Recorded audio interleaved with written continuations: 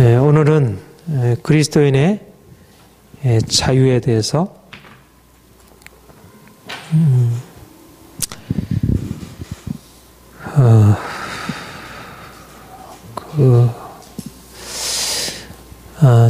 하나님이 우리에게 주신 은혜가 너무 크고요. 그리고 실제적으로 우리의 삶에서 그 은혜를 매일 누리고 맛보며 살아가야 할 것입니다. 특별히 우리가 누려야 할 것이 자유, 그리스도 안에서의 자유라 그렇게 생각이 되고요.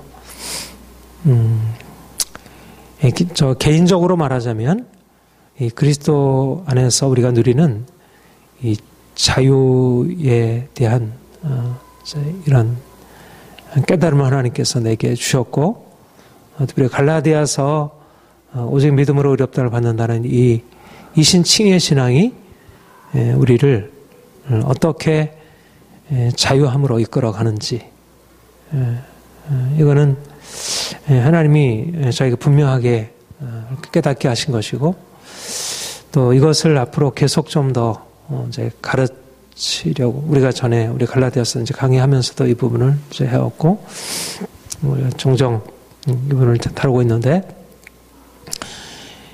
오직 율법의 행위가 아니라 오직 믿음으로 의롭다를 받는다고 하는 진리는 일차적으로 먼저 하나님과 우리와의 관계, 우리 하나님 앞에 어떻게 설 수 있을까? 하나님 앞에 어떻게 기쁨이 될 수 있을까? 하나님이 우리를 어떻게 인정해 주시고 그분의 영광으로 이끌어 가실까? 우리가 어떻게 구원에 이르게 될까? 그러니까 하나님과 우리와의 관계에 있어서 우리의 행위가, 우리의 의로움이, 우리의 노력이, 우리 애씀이 중요한 게 아니라 주님이 우리 안에 우리를 위해서 행하신 그 값없는 구원의 역사, 그 은혜가 우리를 그분과의 관계 안으로 이끌어가고, 우리가 단지 믿기만 하면 단순한 믿음으로 하나님이 우리 아버지가 되시고 우리가 그분의 자녀가 되는 그 축복을 누리게 된다는 거예요. 그러니까 하나님과의 관계 안으로 들어가고 우리가 그 구원의 축복을 누리는 데 있어서 그 길, 그 방법을 우리에게 제시해 주는 것이 바로 이신칭의 신앙이라. 행위가 아니라 믿음이다. 그런데 이제 율법의 행위가 아니라 믿음으로 의롭다를 받는다고 하는 이 이신칭의 신앙이 가지고 있는 가장 핵심적인 메시지, 갈라디아서에서 얘기하고자 하는 것은 우리가 어떻게 구원에 이를까에 대한 것만이 아니고, 우리가 믿음으로 말미암아 어떻게 이 땅에 살아가는 동안 하나님을 알게 되면서 어떻게 보다 좀 더 자유로운 인생, 사람들이 이제 누구든지 사람이면 이 땅에서 좀 더 자유롭게 살기를 원하는데 어떻게 하면 자유롭게 살아갈 수 있을까? 그러니까 어떻게 하면 하나님의 심판에서 벗어나서 이제 구원에 이르고 생명에 이르게 될까 하는 그런 구원의 길에 관한 것만이 아니고, 우리가 이 땅에서 자유롭게 살아가는 길을 우리에게 말씀하고 있고, 좀 더 우리 자신, 하나님이 우리에게 각자에게 주신 그 고유한 인생을 이렇게 긍정하고 사랑하고 또 그거를 그대로 잘 드러내어서 살아갈 수 있도록 그렇게 말씀하시는 그런 아주 중요한 가르침이다. 그러니까 보통 제 첫 번째, 하나님과 관계를 맺고 우리가 영원한 영광에 이르기 위하여 우리가 어떻게 나갈까 하는 이 구원의 길에 관한 가르침으로서는 사람들이 이해하고 있는데, 이 신칭회를. 근데 이 이신칭의 복음이 단지 구원의 길에 관한 가르침이 아니고 자유에 관한 가르침이라고 하는 사실을 사람들이 잘 알지 못하고 있다는 것입니다. 그래서 오늘 우리가 다시 한번 이신칭의 신앙이 어떻게 자유에 관한 가르침인지 이제 그것을 함께 좀 더 살펴보도록 하겠습니다. 이신칭의 복음은 율법의 행위들, 당시 유대인들이 중요시하던 할례, 안식일, 정결법 등이 그리스도 안에서 더 이상 중요하지 않다는 것.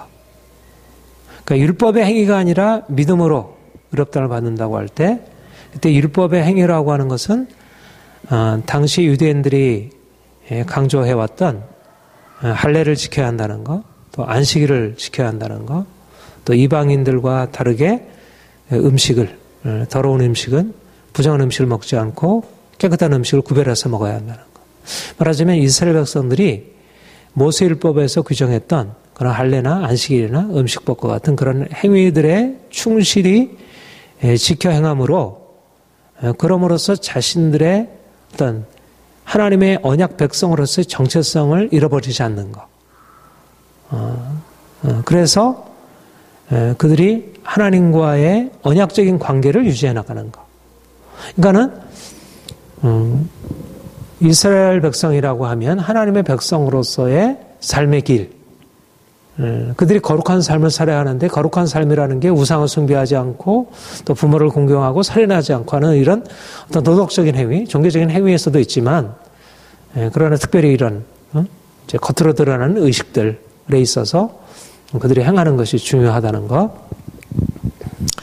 그러니까 모세로부터 이렇게 쭉 내려왔던 이제 그런 율법의 규정들을 그들이 이제 따라서 행하려고 했고, 그래서 이제 당시에 이방인들이 예수를 믿고 이제 그 언약 안으로 들어오게 되었을 때 유대인들로서 예수를 믿고 있는 사람들이 자신들이 이제 언약의 백성으로 이제까지 지켜왔던 모세율법의 이런 규정들, 이제 안식일을 지키고 음식을 구별해서 먹는 이런 모세율법의 규정들을 이방인도 동일하게 지켜 행해야 그래야 그들이 진정한 하나님의 언약 백성으로 살아갈 수 있다. 그래서 할례를 강요하고 또 안식일을 지켜 행하도록 그렇게 요구했고, 그래서 그들이 예수를 믿으면서 하나님의 자녀라는 이제 하나님의 백성이라는 이름을 갖게 되고, 그래서 그러한 모세율법의 행위들도 지켜야 하는 것으로. 이렇게 이제 갈라디아 교회에 와서 이제 그런 모세율법을 가르치는 유대주의자들로 인해서 이제 사람들이 모세율법으로 다시 돌아간 것에 대해서 이제 이것이 심각한 복음의 위기라고 하는 것을 이제 깨닫게 되고, 그래서 이제 그들에게 모세율법이 무엇을 의미하는지, 또 할례나 안식일과 같은 그런 계명들이 무엇을 의미하는지 이것을 이제 말씀하면서 이제 그것이 우리 믿음의 관점에서, 그리스도를 믿는 믿음의 관점에서 어떤 의미를 가지고 있는지 더 이상 중요하지 않다는 거. 우리 이제 갈라디아 5장 6절 한번 같이 읽어보죠. 시작. 그리스도 예수 안에서는 할례나 무할례나 연락이 없되 사랑으로서의 역사는 믿음뿐이니. 그러니까 핵심적인, 그러니까는 당시의 유대주의자들이 할례를 지켜야 하고 유대인이든 이방인이든 하나님의 언약 백성이 되기 위해서는 할례를 지켜야 하고 안식일을 지켜야 하고 그다음에 음식법을 지켜야 하고, 그런데 사도 바울이 할례나 무할례나 효력이 없다. 이거는 중요하지 않다. 이건 아무것도 아니다. 오직 믿음뿐이다. 하나님을 믿고 하나님의 뜻에 따라서 사랑하고 섬기는 것이다. 할례나 무할례라고 하는 것이 아무것도 아니라고 하는 것을 말씀하고, 그러니까 당시 사람들에게 마땅히 언약 백성으로서 하나님 앞에 서기 위하여 핵심적인 이제 의무였던 것이 이제는 이제 사도 바울은 그것이 핵심적인 의무가 아니고 이제는 그것이 아무것도 아니다. 그러니까 더 이상 그런 것에 이제 속박을 받을 필요가 없고 그런 것에 자유로울 필요가 있다. 그러니까 안식일을 지켜 행하려고 그렇게 이제 그렇게 늘 거기에 이제 신경을 쓰고 그렇게 할 필요가 없고, 또 음식에 대해서 그러하다. 이제는 이방인에게 강요되던 할례, 또 안식일 정결 예식이 중요하지 않게 되었고 이제는 그런 것으로부터 자유롭다. 그러면서 그러니까 바로 우리가 믿음으로 의롭다함을 받는다고 하는 것은 바로 율법의 행위가 이제는 아무런 우리 하나님의 언약 백성으로서의 삶에 있어서 중요한 의미가 없다고 하는 것, 그런 면에서 그리스도인들이 거기서부터 자유롭다고 하는 것을 말씀한다는 것입니다. 그러니까 우리 갈라디아 5장 1절 같이 한번 읽어볼까요? 시작. 그리스도께서 우리를 자유케 하시려고 자유로우셨으니 그러므로 굳건히 서서 다시는 종의 멍에를 매지 말라. 예. 바로 믿음으로 의롭다함을 받고 율법의 행위로서가 아니라고 하는 갈라디아서의 핵심적인 메시지가 말하는 또 다른 어떻게 구원을 얻을까에 관한 가르침만이 아니라 이제는 할례나 안식일이나 정결 예식과 같은 것에 그런 율법이 더 이상 우리를 속박할 수 없고 이제는 우리가 그리스도인으로서 이런 모든 율법으로부터 자유케 되었다는 것. 우리가 그런 율법에 대해서 죽었다는 것. 내가 그리스도와 함께 십자가에 못 박혔나니 이제는 내가 산 것 아니요 내 안에 그리스도께서 내가 그리스도와 함께 십자가에 못 박혀 죽고 이제는 그리스도와 연합하여 산다는 게 뭐냐? 더 이상 율법이 나를 속박할 수 없고 거기서부터 자유롭게 된다는 것.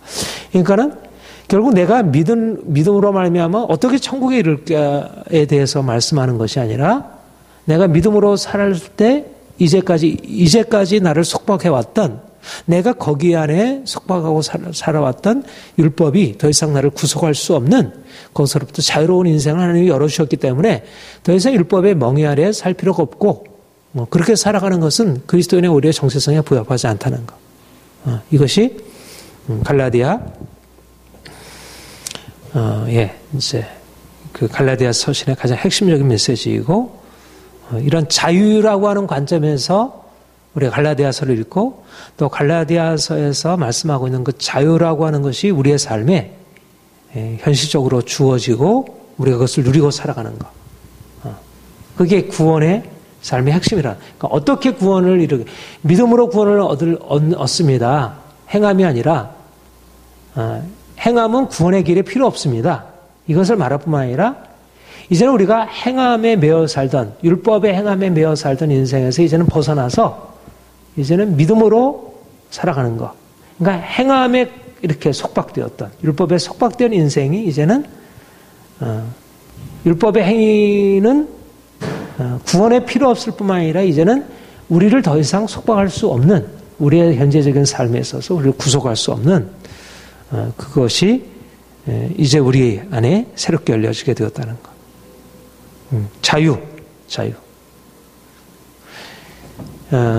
믿음으로 의롭다함을 받는다고 하는 것은 행함이 아니라 우리의 율법의 행함이 아니라 그리스도를 믿는 믿음이라는 것. 근데 믿음이라고 하는 것은 뭘 말하냐면 하나님이 그리스도 안에서 우리를 위해서 행하신 것들을 말하는 거예요. 그러니까 율법의 행위라고 하는 것은 하나님이 말씀하신 것이긴 하지만은 그거는 우리의 이 땅에서의 삶에 우리가 살아갈 수 있도록 하나님께서 우리에게 적합하게 맞추어서 행해 놓으신 인간적인 차원, 이 땅의 차원에 속한 것이라고 하면 이런 이 땅의 차원은 이제 우리가 거기에 매어 살 차원이 아니라 우리에게는 이제 이 세상을 만드시고 홀로 주관하시는 그 하늘의 하나님, 영광의 하나님을 하나님께서 우리에게 말씀하시고 우리에게 비춰주시면서 이제 그 하나님과 함께 살아가는 율법의 행위가 아닌 믿음으로라고 하는 것은 이제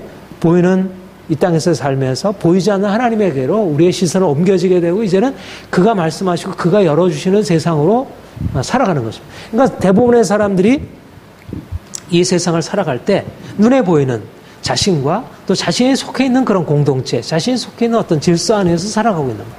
그런데 이제 내가 예수를 믿고 만나게 돼서 나게 되면 이 세상을 만드시고 이 세상은 지나가는 질서라고 한다면 이 지나가는 질서를 넘어서 있는 하나님의 보이지 않는 하나님의 그런 새로운 그분의 질서가 우리에게 열려지게 되고 그분을 만나게 되고 그분을 보게 되고 그분을 경험하게 되고 이제는 그분과 함께 살아가도록 그것이 바로 자유라고. 우리가 이 세상에 살던 삶을, 그러니까 행함에 근거해서 살던 삶에서 이제 믿음에 근거하는 삶으로 옮겨진다는 것은 이 땅에서의 삶을 하늘의 삶으로 옮겨지게 된다는 것이고, 이제까지 내가 속해 있었던 이 세상에서 하나님이 다스리는 세계 안으로 들어가게 됩니다.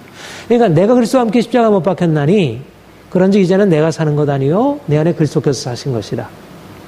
내가 살던 이 세상에서 내가 무엇을 먹을까 마실까 추구하고 어떻게 하면 이 세상을 행복하게 살까 그러면서 노력하고 애쓰고 힘쓰고 무엇인가 인생의 이러저러한 어떤 것들을 이렇게 통해서 자기의 삶의 만족을 구하고 살았다면 이제는 내가 계획하고 사람들이 나에게 가르쳐주고 사람들이 거기에 다 거기에 근거해서 살던 삶에서 이제는 하나님이 그리스도 안에서 새롭게 열어주시는 그러한 것을 만나고 그 하나님을 의지하고 그 하나님을 경험하고 그 하나님의 사랑과 그분의 능력 안에서 그분이 보여주시는 비전을 향해서 살아가는 것.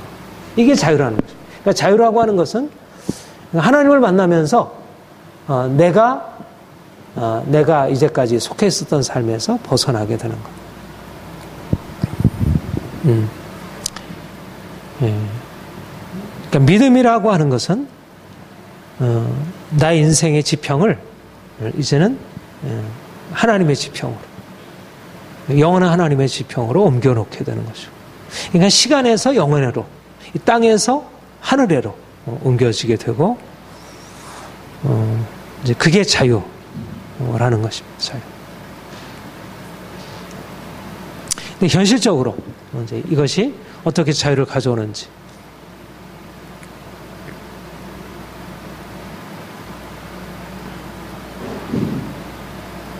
네, 다음 그리스도 안에서 자유의 의미에 대해서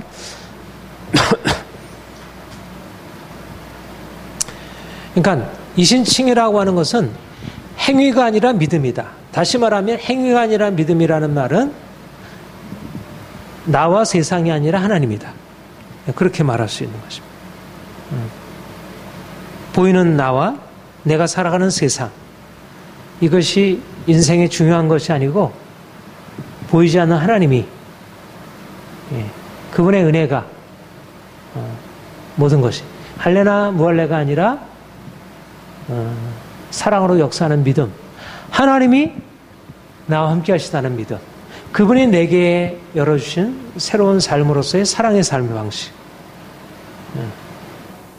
자연적인 것에서 이제 영적인 차원으로 옮겨지게 되고 이제는 이제 그분과 함께 살아가는 거죠.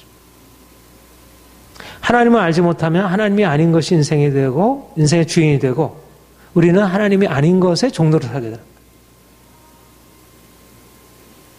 하나님이 원래 우리를 자유자로, 왕으로, 통치자로 세우셨잖아요. 만물을 다스리도록, 땅을 정복하고 다스리도록.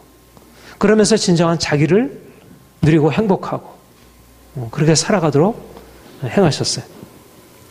그런데 하나님을 떠나게 되면서 하나님과의 관계 질서가 무너지게 되면 결국 나와 세상의 관계 질서도 무너지게 되는 거예요. 그러니까 인간이 인간으로서 진정한 행복을 누리려면 하나님만을 영화롭게 하고 하나님만을 섬기고 하나님만을 즐거워하고, 그래서 그분이 우리에게 주시는 것을 우리가 기대하고 그분 앞에 나가서 구하고, 그러면 하나님은 우리에게 그것을 베풀어 주시고, 이게 하나님의 본래적인 정상적인 질서예요. 근데 하나님을 잊어버리게 되면 결국 아담과 하와가 범죄하게 된 것이 자기 눈앞에 보이는 선악을 알게 하는 나무가 먹음직스럽고 보암직스럽고 지혜롭게 할 만큼 그것이 그렇게 너무 보기에 좋았고, 그러니까 그래서 하나님의 말씀을 잊어버리고 결국 피조물들을 붙들게 되므로 죄에 빠지게 되었어요. 분명히 하나님이 주시는 것들이 귀하고 아름답고 좋은 것이지만, 그러나 하나님을 따라 행하게, 하나님을 온전히 신뢰하고 하나님께 순종함으로 살아가는 하나님과의 올바른 관계를 잃어버리게 될 때 인생은 그것으로 인해서 죄에 빠지게 되고 그것으로 인해서 하나님 앞에 진노를 받게 되고 저주 아래에 놓이게 돼요. 그러니까 중요한 것은 하나님과의 본래적인 질서의 관계. 근데 우리가 하나님을 떠나게 되었을 때 결국 죄 아래 빠지고 진노 아래, 그리고 이제 결국 하나님께 우리가 순종하고 하나님을 높이게 되면 그분 안에서 우리의 자유와 우리가 가지고 있는 우리의 권위를 잃어버리지 않을 수 있는데, 그럼 하나님을 잃어버리게 되면 하나님 아닌 것들이 종노릇하게 되는 거예요. 돈에 종노릇하게 되고, 사람들에게 종노릇하고, 권력에 종노릇하고, 사람들의 어떤 칭찬과 인정과 비난, 이런 것에 따라가는 삶을 살아갈 수밖에 없는 거죠. 그것이 바로 하나님을 예배하고 섬기는 삶은 오히려 우리를 자유롭게 해줘요. 우리가 가지고 있는 어떤 본래적인 거, 우리의 어떤 왕적인 권세를 행사하도록 해줘요. 근데 하나님을 떠나버리게 되면 결국 하나님 대신에 우리가 다스려야 할 피조물들을 섬기게 되는 것입니다. 그래서 오히려 인생이 오히려 고통스럽게 되고, 로마서 1장 21절 23절에 보면 하나님을 알 때 하나님을 영화롭게 하지도 아니하고 감사하지도 아니하고 오히려 썩어 그 마음이 우준하게 돼요. 스스로 집대라 지혜롭게 아니냐 하지만 우준하게 돼요. 썩지 아니한 하나님의 영광을 썩어질 짐승과 피조물의 형상으로 바꾸었다, 이렇게 그랬어요. 그러니까 하나님의 영광을 하나님 앞에 돌려드릴 때 결국 하나님께 영광이 되고 그것이 우리를 존귀케 하고 우리가 만물의 통치자로서의 우리를 권세를 가게 되는데, 우리가 썩지 아니할 하나님의 영광을 썩어질 것으로 바꾸면서 피조물들을 섬기게 되고 우리가 그것에 종노릇하는 그런, 그러니까 인생이 비참하게 되는 것입니다. 돈을 섬기게 되고 사람들을 하나님의 섬기게 되고, 그러니까 피조물들을 섬기게 되는 것이 하나님께도 노염을 가져오지만 우리 자신에게도 우리가 왕노릇해야 할 그런 영역이 있어서 사람들에게 종노릇하게 되고 돈에 종노릇하게 되고 사람들에 매여 살게 되고, 그래서 진정한 자유를 상실하게 되는 것입니다. 근데 하나님을 알게 될 때 우리가 하나님 안에서 우리 자신을 새롭게 발견하게 되고, 그리고 이 세상이라고 하는 것이 하나님 만드신 것이구나. 그래서 그것의 가치를 우리가 인정하게 되고 감사하게 되지만, 그러나 거기에 더 이상 매어 살아가지 아니하고 그것에 이제까지 매어 살던 것에서 벗어나서 내가 자유롭게 되는 것입니다. 이것이 바로 그리스도인으로서 이 땅에서 누리게 될 자유.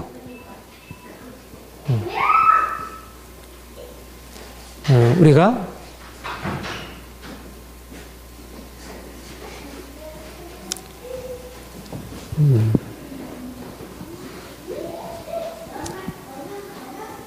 그러니까 우리가 가지고 있는 그 삶의, 이 땅의 삶의 가장 근본적인 문제는 하나님이 본래적으로 주신 것보다 더 지나친 의미를 부여하는 것이 피조물들에게. 우리가 가지고 있는 부도 귀한 것이지만 너무 그것이 욕심이 되고, 우리의 권력도 하나님이 주신 귀한 것이지만 그것이 너무 지나친 우상이 되어지고, 명예도 그렇고 인생의 행복도 그렇고 다 하나님이 주신 귀한 것들이지만 그것이 우리를 다스리도록 우리가 이제 허용하게 되고 거기에 매여 살아가게 되는데, 그런데 우리가 하나님을 알면서 이것이 아무것도 아니구나. 그러면서 우리 자신이 하나님이 우리에게 주신 어떤 본래적인 것을 잃어버리지 않고, 그러니까 하나님을 알게 되면서 우리가 이제까지 매여있던 것에서 벗어나게 되고 자유롭게 되고, 그러니까는 오히려 우리 자신의 삶에 대한 새로운 열림이 일어나. 그 빌립보서 3장 3절 4절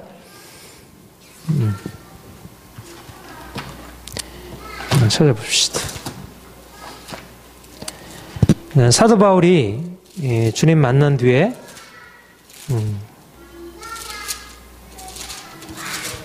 이제 고백하게 되는 아주 중요한 구절이죠. 우리 3절, 4절 같이 읽겠습니다. 시작. 하나님의 성령으로 봉사하고 그리스도 예수로 자랑하고 육체를 신뢰하는 우리가 곧 할례다. 그러나 나도 육체를 신뢰만하며 만일 누구든지 다른 이가 육체를 신뢰하는 줄 생각하면 나온 곧 그러하리니. 예. 사도 바울이 주님 만난 뒤로 육체를 신뢰하던 삶에서 예수로, 그리스도 예수로 자랑하는 삶으로 바뀌어지게 됐어요. 이게 그리스도 안에서 자유를 누리는 삶이라는 것입니다.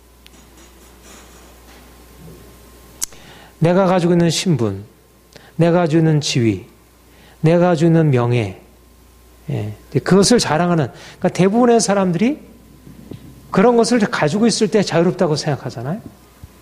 그런 것이 없으면 인생은 자유롭지 못하다고 생각하고. 물론 어떤 의미에서 이런 것이 우리 인생을 자유롭게 해주죠. 그런데 주님이 우리에게 말씀하는 것은 그런 육체를 신뢰하고 자랑하는 인생은 매이는 인생이라는 거죠. 안식일을 지켜 행하고 할례를 지켜 행하고 음식을 지켜 행하고 그 질서 안에서 살아가는 것이 자유를 주는 것 같아도 물론 일정한 자유를 주어요. 근데 주님이 우리에게 오셔서 이제 그런 율법의 행위를 붙들고 행하고 자기 육체를 신뢰하고 자랑하던 삶이 그게 속박이고 그것에서 이제 벗어나서 내가 이젠 그리스도 안에서 그러한 이제까지의 육체를 신뢰하던 삶에서 육체를 자랑하던 삶에서 죽고 이제 그리스도 예수를 자랑하게 되면서 그 안에서 내게 허락된 진정한 자유, 나의 고유함을 찾게 되고 그것을 뛰어넘는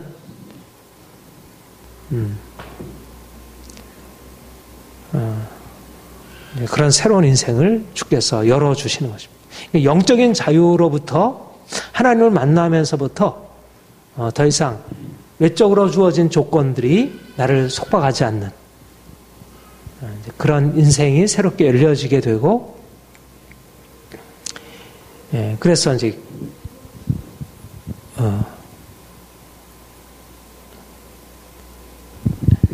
그래서 바울이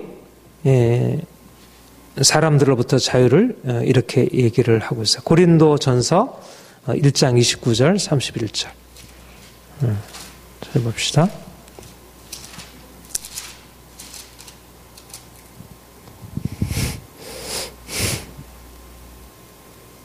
자, 같이 읽죠. 시작. 이는 아무 육체라도 하나님 앞에서 자랑하지 못하게 하려 하심이라. 너는 하나님께로부터 나와서 그리스도 예수 안에 있고 예수는 하나님께로부터 나와서 우리에게 지혜와 의로움과 거룩함과 구원함이 되셨으니 기록된 바 자랑하는 자는 주 안에서 자랑하라 함과 같게 하니라. 그러니까 세상에 미련한 자를 택하사 지혜 있는 자들을 부끄럽게 하시고 세상에 약한 것들을 택하사 강한 것들을 부끄럽게 하시고 세상에 천한 것들과 멸시받는 것들과 있는 것들을 택하사 없는 것들을 편애하시는. 그러니까 육체 질서가 있어요. 그렇죠? 그러니까 세상에서 자유로운 사람은 지혜로운 사람, 강한 사람, 세상에서 무엇인가를 가지고 있는 사람들이 자유로워요. 그들의 육체를 자랑하고. 근데 세상에서 아무것도 가진 것이 없고 약하고 부족한 사람들은 자랑할 것도 없고 자유롭지가 못해. 스스로 부자유하다 느끼고 살아가요. 그런데 그러니까 우리의 정체성이 그런 외적인 조건에서 자기 자신을 이해하게 될 때 우리는 다 그러한 조건 속에서 살아왔고 그 속에서 자기 자신을 나는 자유롭다고 생각하고 나는 자유롭지 못하다고 생각하고 그런데 주님이 오셔서 이제 우리의 정체성을 그런 육체의 조건 속에서 자신이 이해하던 정체성에서 이제 바꾸어서 이제 그리스도 안에서 육체가 아니라 육체를 자랑하던 내가 그리스도 안에서 새로운 존재로서 나를 이해하게 되고 그러니까 내가 가난하고, 내가 지식이 없고, 내가 세상에서, 그러니까 세상에서는 내가 가난하면 나는 사람들 앞에 늘 주눅이 들어있고, 떳떳하지 못하고, 항상 나보다 강한 사람 밑에 뭔가 자기 자신을 이렇게 드러낼 수가 없잖아요. 자유롭지가 못한 거예요. 그 세상은 외적인 조건 안에서 자유가 결정이 되게 돼 있어요. 근데 우리가 주님을 만난 뒤로 그런 외적인 조건이 마치 내가 이방인으로서 하나님의 언약의 백성이 되려면 율법을 지켜야 하듯이 힘들어도 율법을 지켜야 하면서 비로소 그 안에서 내가 자유가 확보된다고 생각하듯이. 그러니까 싫어도 해야 되고.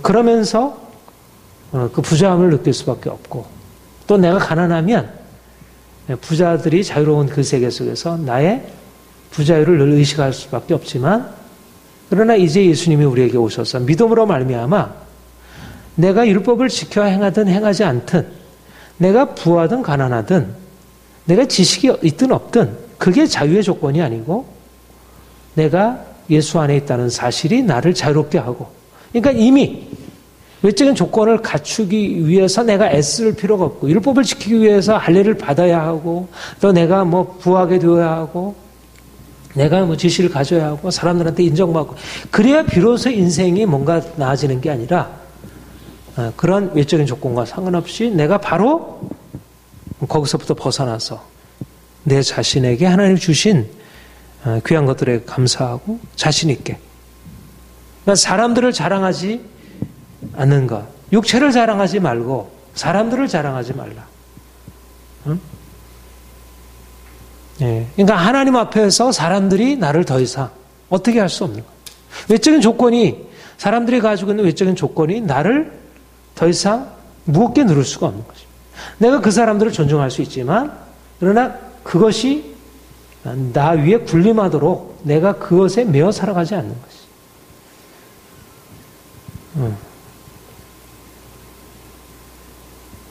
하나님이 우리를 이제 그렇게 새롭게 만드셨고, 그러니까 3장 21절, 고린도서 3장 21절,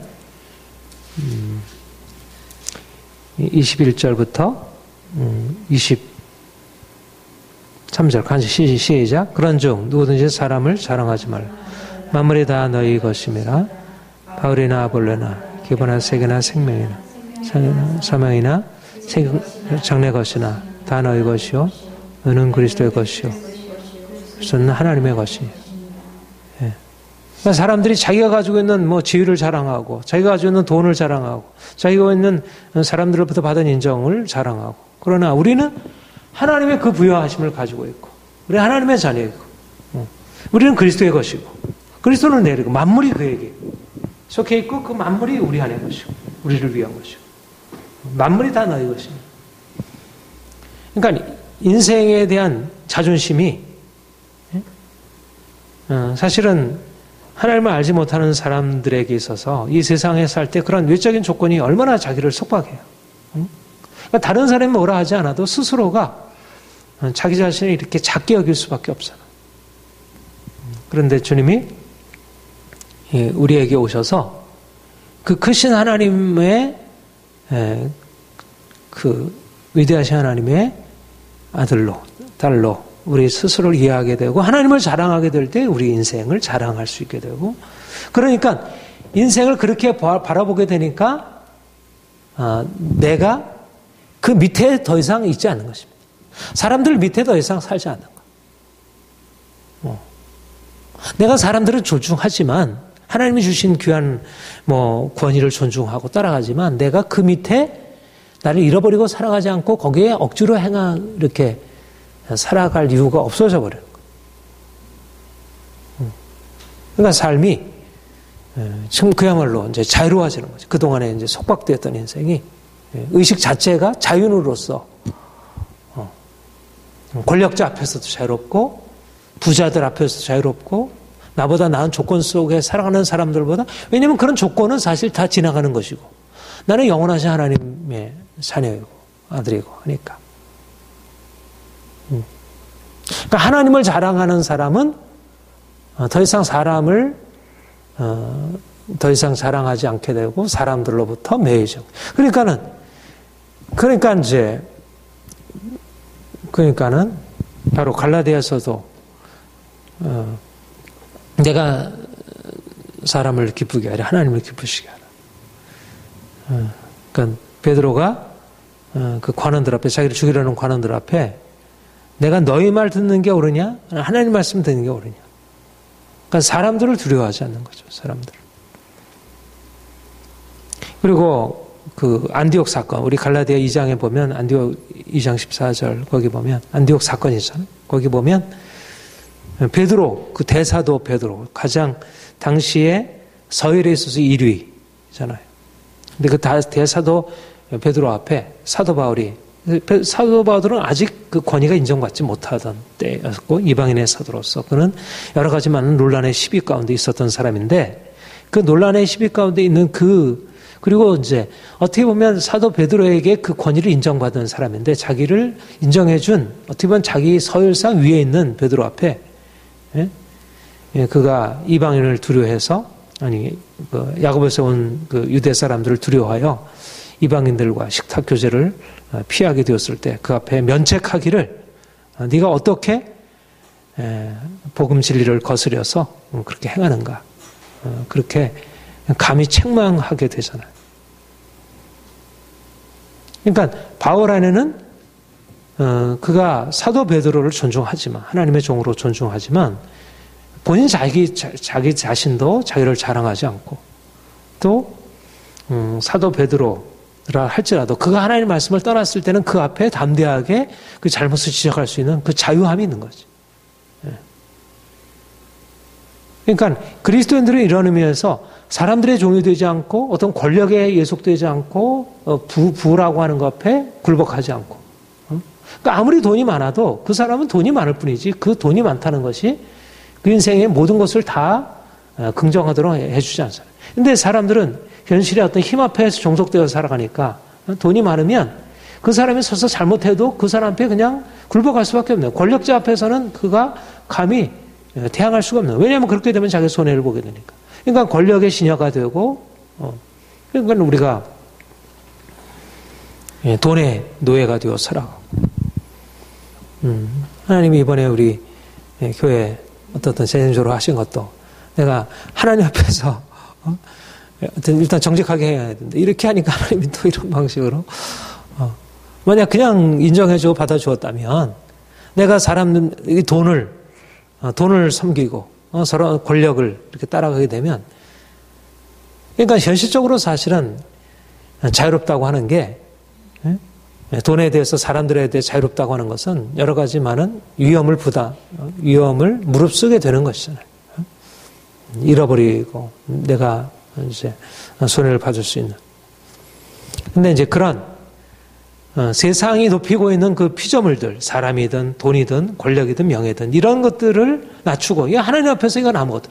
그러니까 하나님이냐 세상이냐, 하나님이냐 돈이냐, 하나님이냐 권력이냐를 비교하고 있는 건 하나님 편에 서야지. 이게 자유로움이에요. 그러니까 자유라고 하는 것은 하나님 편에 서 있는 게 자유인 것입니다. 하나님 편에 서서 행하는 거. 그렇게 되면 내가 권력에 대해서 내가 자유를 획득할 수 있는, 내가 권력자에 대해서 내가 하나님 편에 서지 않고 어떻게 권력에 대해서 감히 대항할 수 있겠어요? 부자에 대해서 그 부가 가지고 있는 그 힘을 어떻게 내가 감히 거절할 수 있겠어요? 근데 내가 하나님 편에 서 있어야, 이건 아무것도 아니야, 이건 지나가는 거야, 이건 절대적이지 않아, 이렇게 하면서 자유를 얻을 수 있는 거죠. 그러니까 이제 하나님의 그 권위, 하나님의 절대적인 권위 앞에 서야 상대적인 권위 앞에 자유로울 수가 있는 거죠. 그러니까 그리스도인들은 로마서 13장에서 말하는 대로 이제 모든 권세가 하나님께로부터 났다는 것을 생각하고, 그래서 권위를 순종하고 따라가는 그러한 순종의 사람들이지만, 그러나 권위에 대해서 자유로운 사람들인 거예요. 권세 앞에서. 왜냐하면 보다 높은 권세 아래 살아가고 있으니까. 다니엘과 같은 사람이 그렇고, 모세나 요셉과 같은 사람들이 다 그러한 사람들이죠. 권력을 이렇게 쫓아가면서 또한 권력에 예속되어 살아가는 사람들과 다르잖아요. 그러니까 그리스도인들은 그러니까 하나님의 질서, 하나님이냐 세상이냐, 하나님의 모든 것이 다 하나님의 권세 아래 있다고 하는 사실을 생각하고 내 하나님의 권세 아래서 내가 살아가기를 결정하고 따라가게 될 때, 그러면 이제까지 나를 누르고 있었던 세상의 많은 권세들이 사실상 내 밑으로 내려오게 되는 거죠. 내가 하나님의 권세 아래로 들어가면 나도 그분의 권세로 높아지고, 이게 이제 에베소서 1장 22절 거기에 나와 있는 만물의 머리, 교회의 머리로, 만물 위의 교회의 머리로 삼으셨다. 그러니까 우리가 하나님의 권세, 그리스도와 연합하여 하나님의 권세 안에 들어가게 될 때 세상 권세 위에 올라가게 되고, 돈, 율법, 사람, 세상 질서라고 하는 것이 더 이상 우리를 구속할 수 없도록 그렇게 우리를 자유롭게 하는 것입니다. 나는 이것이 오늘날 그리스도인들이 가지고 있는, 교회가 가지고 있는 엄청난 특권이라고 생각해요. 근데 사람들이 하나님을 두려워하지 않고 하나님을 섬기지 않기 때문에 하나님 아닌 것들의 종로로 타고 살아가는 거예요. 사람들의 종로로 타고 있고, 권력 앞에 종로로 타고 있고, 돈에 매여 살아가고 있고. 그러니까 점점 인생이 비굴해지는 거예요. 그러니까 인간관계도 비인격적이 되고. 마지막 자유의 삶. 우리가 그리스도 안에 들어오게 되면서 이제 하나님의 질서, 하나님이 다스리는 질서 안으로 들어가게 되고, 인간적인 질서는 상대화되어지고, 더 이상 우리가 인간적인 질서 아래 매여 살아가는 게 아니고, 물론 우리가 이 세상 질서를 우리가 벗어나진 않죠. 우리가 국가의 한 국민이고 또 한 사회의 한 시민으로서 우리의 책임을 다하지만, 그러나 이 세상 질서라고 하는 것은 다 너무나 상대적인 것이 높아져 있는 거예요. 부가 너무 높아져 있고, 너무 권력이 높아져 있고, 명예가 너무 높아져 있고, 그런 것에 따라서 사람들을 규정하고 사람들은 거기에 매여 살아가고 있어요. 부자 앞에 꼼짝 못하고, 권력자 앞에 꼼짝 못하고, 그 나라에 잘못해도 그 잘못에 대해서 감히 거슬러 갈 수가 없어요. 근데 주님이 이제 우리에게 오셔서 우리를 거기서 벗어나서 이제 하나님의 권세 안으로 들어가요. 사람들이 다스리는 그런 질서 안에서 살아가는 게 아니라 하나님의 질서 안으로, 하나님이 다스리는 통치 안으로 살아가요. 그러니까 우리가 세상에 살아가게 되면 세상 질서에 복종할 수밖에 없잖아요. 그걸 감히 거스르면 우리가 죽음이니까. 근데 나는 세상 질서 안에 한편으로 하나님의 말씀에 따라서 복종하고 순종하지만, 그러나 세상 질서 안에 그대로 순종하고 살아가는 자가 아니라 하나님의 권세 아래 살아가니까 그분의 말씀을 따라서 세상 질서를 거스를 수 있는 거죠. 그러니까 감히 다니엘의 친구처럼 왕의 명령에도 불구하고 풀무법의 이제 널이라고 하는 그런 경고에도 불구하고 감히 거슬러서 금신상에 절하지 않고 풀무법에 들어가는 거지. 다니엘도 마찬가지고.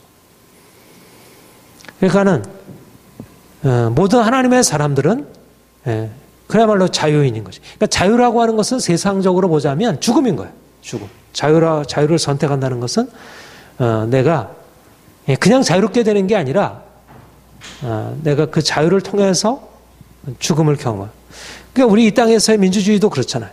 자유라고 하는 것이 그냥 얻어진 게 아니잖아요. 이게 죽음을 여러 가지 많은 고난을 대가로 해서 얻어진 것이죠. 우리를 이제까지 속박하고 있던 것에 대해서 내가 감히 너 틀렸어.